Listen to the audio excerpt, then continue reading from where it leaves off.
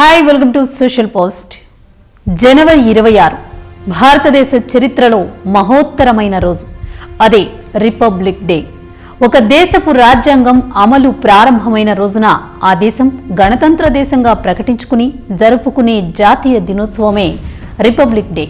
1947 August 15న మనకు స్వాతంత్రం మాత్రమే సిద్ధించింది. కానీ బ్రిటిష్ పాలకులు రూపొందించిన చట్టాలతోనే పాలన సాగేది. మనకంటూ నియమ నిబంధనలు ఉండాలని, ఓ రాజ్యాంగం అమలు కావాలని మేధావులు ఆకాంక్షించారు. ఆ ఆలోచన ఫలితమే రాజ్యాంగ పరిషత్ ఆవిర్భావం. 1946 డిసెంబర్ 9న జరిగిన మొట్టమొదటి సమావేశంలో డాక్టర్ సచ్చిదానంద సిన్హా తాత్కాలిక అధ్యక్షుడిగా వ్యవహరించారు. ఆ తర్వాత డిసెంబర్ 11న జరిగిన సమావేశంలో డాక్టర్ బి రాజేంద్ర ప్రసాద్ను అధ్యక్షుడిగా ఏకగ్రీవంగా ఎన్నుకున్నారు. న్యాయ కోవిదుడైన డాక్టర్ బిఆర్ అంబేద్కర్కు రాజ్యాంగ ముసాయిదా తయారీ బాధ్యతలు అప్పగించి నాటి నుంచి 2 సంవత్సరాల 11 నెలల 18 రోజుల అనంతరం భారతదేశంలో రాజ్యాంగం రూపుదిద్దుకుంది.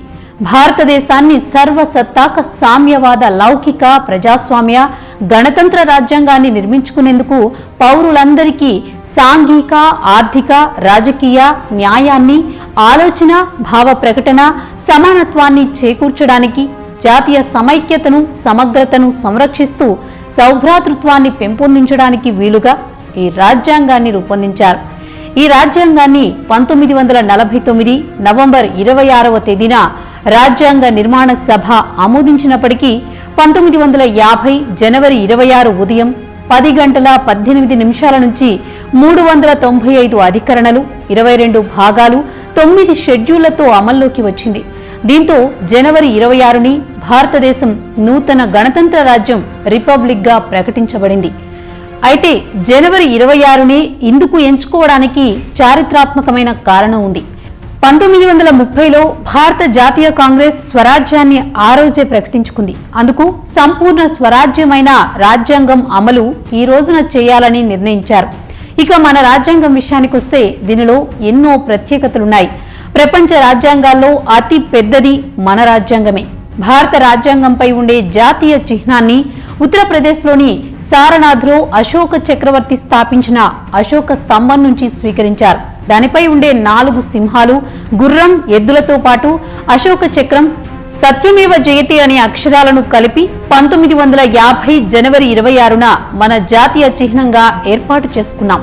ఇక మన దేశ రాజ్యాంగాన్ని తయారు చేయడానికి ఎంతో మంది మేధావులు ఎన్నో దేశాల రాజ్యాంగాలను పరిశీలించి ప్రజాస్వామ్య విధానంగా రూపుదిద్దారు. వాస్తవానికి భారత రాజ్యాంగానికి 1935 భారత ప్రభుత్వ చట్టం మూలాధారమైనప్పటికీ అనేక అంశాలు ఇతర రాజ్యాంగాల నుంచి గ్రహించారు. వాటిలో ముఖ్యంగా బ్రిటన్ నుంచి ఏక పౌరసత్వం, పార్లమెంటరీ విధానం, స్పీకర్ పదవి, అమెరికా నుంచి ప్రాథమిక హక్కులు, సుప్రీంకోర్టు న్యాయ సమీక్షాధికారం, ఐర్లాండ్ నుంచి ఆదేశిక సూత్రాలు, రాష్ట్రపతి ఎన్నికల పద్ధతి, రాజ్యసభ సభ్యుల నియామకం, రష్యా నుంచి ప్రాథమిక విధులు, కెనడా నుంచి కేంద్ర రాష్ట్ర సంబంధాలు, జర్మనీ నుంచి అత్యవసర పరిస్థితి వంటి ముఖ్యమైన అంశాలను గ్రహించారు. ఇలా ఎన్నో దేశాలు, మరెన్నో గ్రంథాలు, ఎన్నో జాతుల జీవన విధానాలను పరిశోధించి ఏర్పరచుకున్న భారత పరిపాలన మార్గదర్శక గ్రంథం ఆమోదం పొందిన రోజు మన రిపబ్లిక్ డే. తొలి రిపబ్లిక్ డే ఉత్సవాలు 3 రోజుల పాటు జరిగాయి. 1950 జనవరి 29న ముగిశాయి. బ్రిటన్ సైనిక దళాల నిష్క్రమణకు సూచికగా బీటింగ్ ది రిట్రీట్ వాద్యాలు ప్రతిధ్వనించాయి. భారత జాతీయ గణతంత్ర దినోత్సవం రోజున భారత రాష్ట్రపతి జాతీయ పతాకం ఎగురవేసి సైనిక వందనం స్వీకరించడం కూడా ఒక సత్సంప్రదాయమే. అంతేకాదు, ఈ రోజున ఎవరో ఒక ప్రముఖ దేశాధినేతని ముఖ్య అతిథిగా మన దేశానికి ఆహ్వానించి సకల లాంఛనాలతో సత్కరించడం కూడా 1976 నుంచి కొనసాగుతోంది. అలాగే భారతీయ రాజ్యాంగబద్ధమైన వివిధ భారతీయ రాష్ట్రాలలో గవర్నర్లు జాతీయ పతాకాన్ని ఎగరవేస్తారు. ఇక గణతంత్ర దినోత్సవ వేడుకల్లో ముఖ్యంగా చెప్పుకోవాల్సింది సాహస బాలల అవార్డుల గురించే.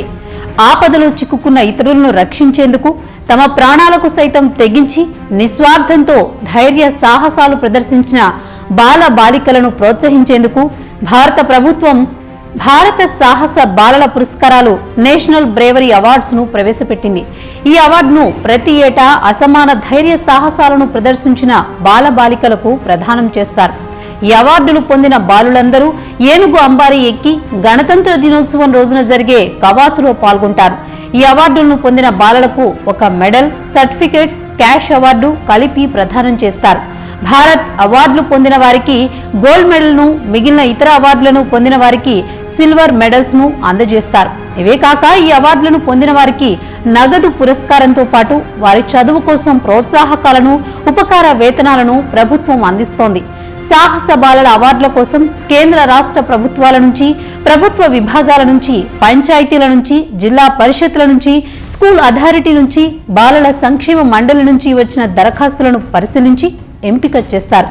ఇందుకోసం ICCW ఒక కమిటీని ఏర్పాటు చేసింది. ఈ కమిటీ నిష్పక్షపాతంతో వచ్చిన దరఖాస్తులన్నింటినీ సమగ్రంగా పరిశీలించి అర్హులైన వారిని ఎంపిక చేస్తుంది. ఇలా స్వతంత్ర రాజ్యానంతరం భారతదేశం తనకంటూ ఒక స్వంత అస్తిత్వాన్ని సగర్వంగా ప్రకటించుకున్న రోజు మన గణతంత్ర దినోత్సవం. ఈ వీడియో కనుక మీకు నచ్చినట్లయితే లైక్ చేయండి, షేర్ చేయండి, కామెంట్ చేయండి. మరిన్ని ఇంట్రెస్టింగ్ అప్డేట్స్ కోసం సోషల్ పోస్ట్ యూట్యూబ్ ఛానల్ ని సబ్స్క్రైబ్ చేయండి. పక్కనున్న బెల్ బటన్ ప్రెస్ చేయడం మర్చిపోకండి.